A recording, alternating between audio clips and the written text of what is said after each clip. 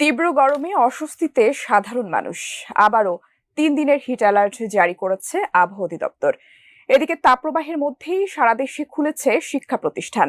প্রথম দিনেই গরমে নাভিশ্বাস অবস্থা শিক্ষার্থীদের। শ্রেণীকক্ষেই জ্ঞান হারিয়েছে কেউ কেউ। এমন পরিস্থিতিতে আবারও কি স্কুল কলেজ বন্ধ হচ্ছে? কি বলছেন শিক্ষামন্ত্রী, জানাচ্ছেন এসআই রাজ। রাজধানী সহ সারা দেশে বয়ে যাচ্ছে তীব্র দাবদাহ। অতীতের তুলনায় দেশে এবার সবচেয়ে দীর্ঘ সময় ধরে তাপপ্রবাহ বয়ে যাচ্ছে বলে জানিয়েছে আবহাওয়া অধিদপ্তর। এতে নতুন করে সারা দেশে ৭২ ঘন্টার হিট অ্যালার্ট জারি করেছে সংস্থাটি।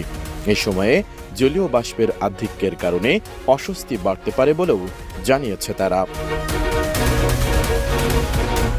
এদিকে পবিত্র রমজান, ঈদ উল ফিতর এবং তীব্র তাপদাহের এক সপ্তাহের ছুটি মিলিয়ে মোট ১ মাস ৩ দিন পর খুলেছে দেশের